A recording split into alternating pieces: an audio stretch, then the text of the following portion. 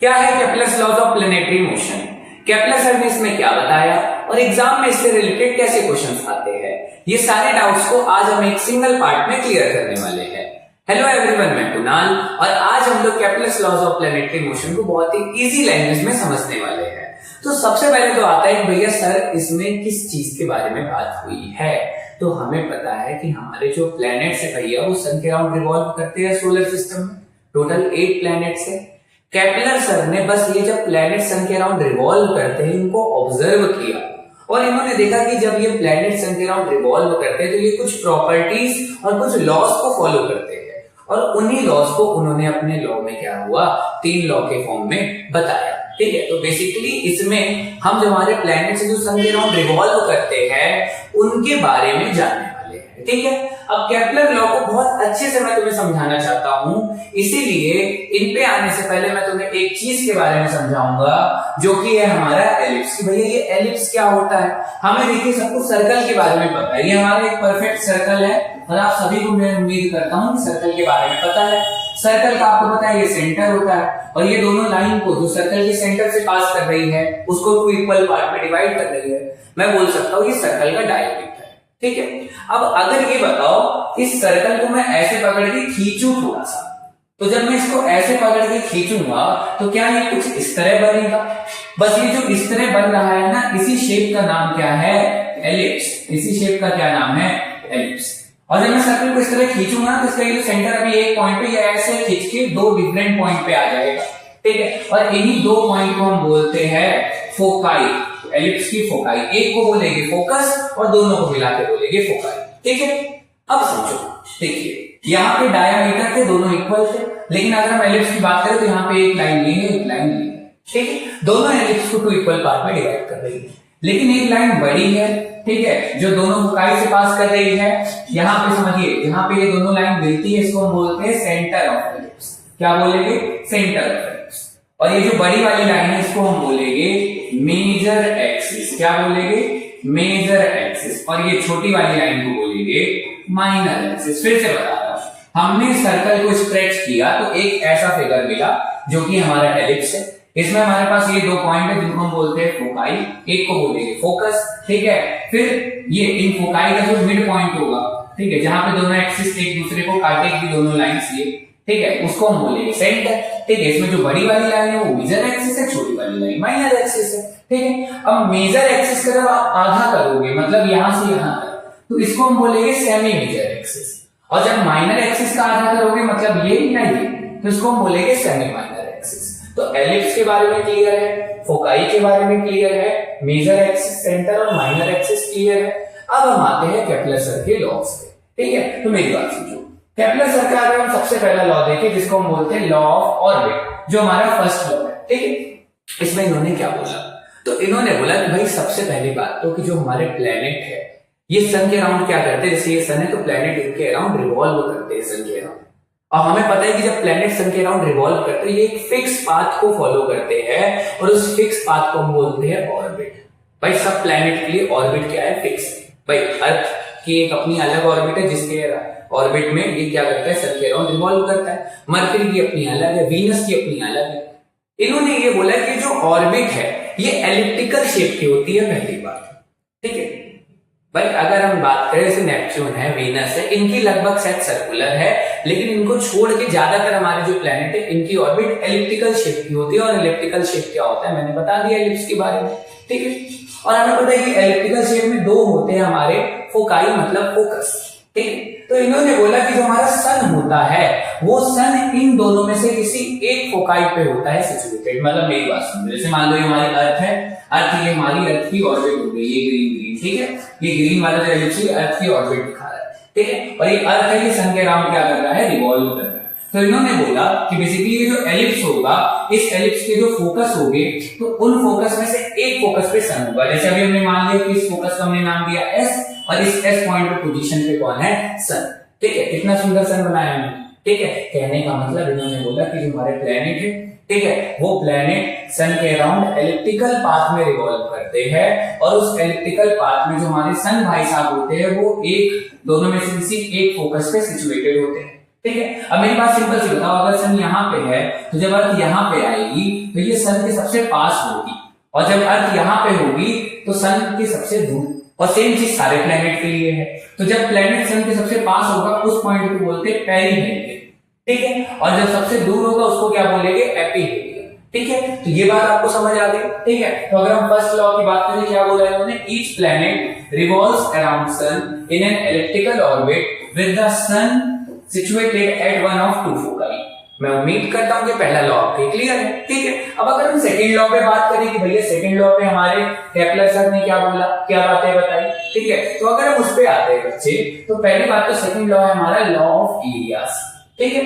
और देखिए law of areas की अगर हम बात करें तो लॉ ऑफ एरियाज में केपलर सर ने ये बोला कि मान लो हमारे पास एक प्लेनेट है, जैसे अब रैंडम एग्जांपल ले, प्लेनेट है ये ए पोजीशन पे, ठीक है।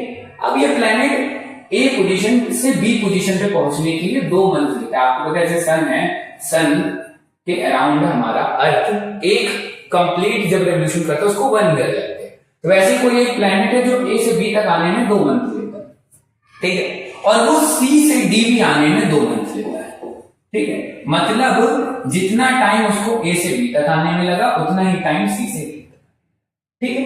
अब अगर मैं ये ए वाली लाइन और बी वाली लाइन को सन से जोड़ दूं तो देखिए ये एरिया आ रहा है हमारा, कुछ पार्ट आ रहा है। इसी तरह सी और डी को जॉइन कर दो तो ये भी एक पार्ट आ रहा है जिसको अभी मैं शेड कर रहा हूं, ठीक है। तो इन्होंने ये बोला कि बेसिकली जब ये ए से बी तक हमारा प्लेनेट मूव किया और जब सी से डी तक मूव किया, दोनों के लिए टाइम सेम है। तो ये जो एरिया कवर करेगा, ये वाला जो एरिया होगा इसका और इसका, ये एरिया भी आपस में क्या होगा, बराबर। मेरी बात थोड़ा सा ध्यान से समझना, देखो एक सिंपल सी चीज है, जब हमारा प्लेनेट सन के पास होता है तो तेज मूव करता है और जब दूर होता है तो धीमे। मतलब इन्होंने स्पीड, ये स्पीड सेम नहीं होती। स्पीड जब दूर है, यहां पे है तो धीमे मूव करेगा, यहां पे है तो तेज मूव करेगा, ठीक है। लेकिन इन्होंने बोला कि अगर कोई प्लेनेट है वो अपनी ऑर्बिट में सन का चक्कर काट रहा है तो वो इक्वल टाइम में इक्वल एरिया कवर करेगा। मतलब जो यहां से यहां तक सन से रिलेटेड ये पूरा एरिया होगा उतना एरिया यहाँ पे है। इसको हम और अच्छे से बोल सकते हैं, मेरी बात समझो। आप पढ़ते हो भैया वेलोसिटी या स्पीड पढ़ते हो, ठीक है। आप पढ़ते हो वेलोसिटी क्या होता है, डिस्प्लेसमेंट अपॉन टाइम, कि आपने कितना डिस्प्लेसमेंट लिया कितने टाइम, ठीक है। अब यहां पे हम एरिया की बात कर रहे हैं तो उसके लिए हम एक चीज इंट्रोड्यूस कर सकते हैं, एरियल वेलोसिटी। अब एरियल वेलोसिटी क्या होती है कि आपने कितना एरिया कवर किया कितने टाइम में, एरिया अपॉन टाइम। तो इन्होंने बोला कि जो एरियल वेलोसिटी है, जो प्लेनेट एरिया कवर करेगा टाइम में, मान लीजिए 2 मंथ में कवर किया, तो अगर बराबर टाइम है तो एरिया भी क्या होगा, बराबर। मतलब एरियल वेलोसिटी प्लेनेट की क्या होगी, कांस्टेंट होगी, चेंज नहीं होगी। भाई अगर ये चेंज हो रही है, कहने का मतलब कि उतने टाइम में कभी ज्यादा करेगा कभी कम करेगा। लेकिन केपलर सर ने क्या बोला कि बराबर टाइम में वो बराबर एरिया कवर करेगा।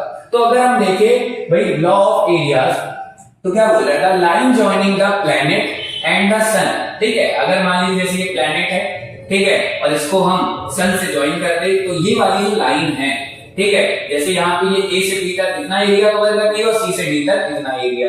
तो यही इन्होंने बोला कि बेसिकली स्वीप्स आउट का मतलब कवर करना equal area in equal interval of time. और इसका मतलब ये भी बोल सकते हैं कि जब प्लैनेट सन के अराउंड रिवॉल्व करते हैं तो उनकी एरियल वेलोसिटी मेरे भाई क्या होती है, कांस्टेंट होती है। तो मेरे हिसाब से ये बात समझ आया, पेरिहेलियन एपिहेलियन समझ आया, ठीक है। अब देखो पेरिहेलियन बोलते हैं, नहीं तो बोलो होलियन बोल रहे, ठीक है। अब समझो आगे, ठीक है। तो अब हमारा क्या है, लॉ ऑफ पीरियड्स, ठीक है। अब ये लॉ ऑफ पीरियड क्या है बच्चे, ये इंपॉर्टेंट है, इससे न्यूमेरिकल भी आते हैं कभी। अब लॉ ऑफ पीरियड क्या है, पहले मैं तुमसे एक आसान क्वेश्चन पूछता हूँ। जैसे मान लो यहाँ पे सन है, ठीक है, और हमारा सोलर सिस्टम है। सोलर सिस्टम में हमारे पास मान लीजिए एक प्लेनेट यहाँ पे है और एक प्लेनेट यहाँ पे है। तो आप खुद ही अपने सेंस से बताओ कि जो प्लेनेट सन के पास होगा वो ज्यादा टाइम लेगा सन का चक्कर काटने में, कि जो सन से दूर होगा वो ज्यादा टाइम लेगा। मैं अगर आपसे सिंपल सी बात पूछूं तो आप सिंपल से मेरे हिसाब से बताओगे सन के पास जो है उसको कम टाइम लगेगा और जो सन के दूर है उसे ज्यादा टाइम लगेगा। यही कुछ बताया इन्होंने अपने लॉ ऑफ पीरियड। अब एक चीज समझो, पहली बात तो लॉ ऑफ पीरियड को समझने से पहले हमें दो चीजें समझनी पड़ेगी। भैया टाइम पीरियड क्या है और सेमी मेजर एक्सिस, जो मैं ऑलरेडी समझा भी चुका हूं आपको।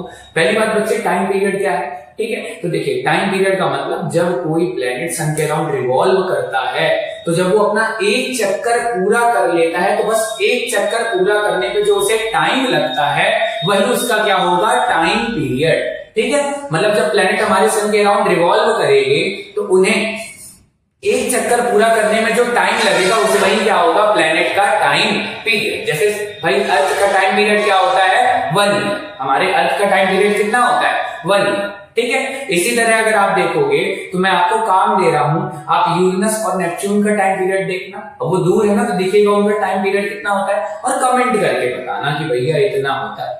मतलब अगर हम वहां पे होते तो सोचिए एक साल कितना लंबा होता। हम एक साल का मतलब हमारी क्या होता है कि बेसिकली जब हम अर्थ हमारी एक चक्कर कंप्लीट कर लेती सन का तो हम बोलते हैं एक साल कंप्लीट हो गया। ठीक है, तो मेरी बात समझिए, यहाँ पे इन्होंने टाइम पीरियड, ठीक है, और एक चीज के बारे में बताया, ठीक है, देखिए कि डिस्टेंस ऑफ प्लेनेट जो होगी, ठीक है, फ्रॉम द सन, जैसे अब यहाँ पे ये डिस्टेंस कम है, ये डिस्टेंस ज्यादा है, तो जिसकी डिस्टेंस ज्यादा होगी उसका टाइम पीरियड ज्यादा होगा, जिसकी डिस्टेंस कम होगी उसका टाइम पीरियड कम होगा। इन्होंने ये बोला कि जैसे मान लीजिए हमारे पास, ठीक है, एक प्लेनेट है, ठीक है, और ये प्लेनेट है, एलिप्टिकल इसका पाथ होगा, यहाँ पे मान लीजिए सन सिचुएटेड है, यहाँ पे प्लेनेट रिवॉल्व कर रहा है। अब आपको पता है प्लेनेट की ये कौन सी एक्सिस होती है, मेजर एक्सिस, और जब हम इसका आधा पार्ट लेंगे तो ये क्या हो जाएगा, सेमी मेजर एक्सिस। ठीक है, अब मान लेते हैं कि इसकी जो सेमी मेजर एक्सिस की लेंथ है बच्चे, उसको मान लेते हैं r। ठीक है, और समझिए उसको हमने क्या मान लिया, r, और ये जो प्लेनेट सन के अराउंड चक्कर लगा रहे हैं उसको हम क्या मान ले रहे हैं, t। तो देखिए इन्होंने क्या बोला, इन्होंने बोला the square of time period of a planet around the sun. ठीक है, किसी प्लेनेट का सन के अराउंड जो टाइम पीरियड है अगर आप उसका स्क्वायर करते हो, is directly proportional to the cube of semi major axis of its orbit. कि बेसिकली उसकी जो ऑर्बिट होगी, उसकी जो सेमी मेजर एक्सिस होगी, ठीक है, उसके क्यूब के टाइम पीरियड का स्क्वायर डायरेक्टली प्रोपोर्शनल होगा। मैं आपके लिए आसान कर देता हूं, मेरी बात सुनिए। मैंने आपको क्या बोला कि जितना दूर होगा टाइम पीरियड उतना ज्यादा होगा। अब ये बताओ जितना दूर होगा सेमी मेजर एक्सिस उतनी बड़ी होगी ना। ठीक है भैया, अगर पास है सेमी मेजर एक्सिस छोटी होगी तो टाइम पीरियड भी कम होगा, और दूर है तो सेमी मेजर एक्सिस बड़ी होगी तो क्या होगा, ठीक है, टाइम पीरियड भी ज्यादा होगा। अब सेमी मेजर एक्सिस क्यों लिया, डिस्टेंस क्यों नहीं लिया, तो आपको पता है कि हर पॉइंट पे प्लेनेट की जो डिस्टेंस होती है सन से वो चेंज होती है ना। ठीक है, और जब हम कोई भाई फॉर्मूला निकालते हैं तो उसमें हमें कोई ऐसी वैल्यू रखनी है जो चेंज ना हो रही हो, तो इसलिए हमने यहाँ पे सेमी मेजर एक्सिस की। तो इन्होंने बोला कि बेसिकली किसी भी प्लेनेट के लिए जो उसके टाइम पीरियड का स्क्वायर होता है वो सेमी मेजर एक्सिस के क्यूब के डायरेक्टली प्रोपोर्शनल होता है। मतलब अगर हम इसको बढ़ा करेंगे तो टाइम पीरियड भी बढ़ेगा, या टाइम पीरियड बढ़ रहा है इसका मतलब सेमी मेजर एक्सिस बढ़ रही है, इसका मतलब उसकी ऑर्बिट बढ़ रही है, वो प्लेनेट सन से दूर जा रहा है। ठीक है, अब एक चीज मैं बता रखा हूं आपको बहुत बार कि भैया जब प्रोपोर्शनैलिटी का साइन हटेगा हमेशा तो एक आता है प्रोपोर्शनैलिटी कांस्टेंट। ठीक है, तो यहाँ पे हमने प्रोपोर्शनैलिटी कांस्टेंट को क्या मान लिया, के। ठीक है, अब मेरी बात समझिए, ये r इधर किसमें है, मल्टीप्लाई में r क्यूब, तो इधर आएगा किसमें आएगा, डिवाइड में, मतलब t square upon r cube equal हो गया k, और k एक कांस्टेंट वैल्यू, कांस्टेंट मतलब फिक्स वैल्यू, कहने का मतलब टाइम पीरियड का स्क्वायर और सेमी मेजर एक्सिस का क्यूब, जब हम इनका रेशियो निकालेंगे मतलब इसको इससे डिवाइड करेंगे तो उसकी वैल्यू हमेशा कांस्टेंट होगी। और यही से एक प्रॉपर्टी आती है कि जैसे मान लीजिए एक प्लेनेट है, उसका टाइम पीरियड t1 है, उसकी सेमी मेजर एक्सिस r1 है, और दूसरा प्लेनेट है जिसका टाइम पीरियड t2 है और उसकी सेमी मेजर एक्सिस r2 है। तो एक रिलेशन देखने को हमें मिलेगा t1 square upon t2 square equal r1 cube upon r2 cube. यहाँ पे t1 ईयर में होगा और r1 किसमें होगा, नॉर्मल हम किसमें लेते हैं, सेमी मेजर एक्सिस।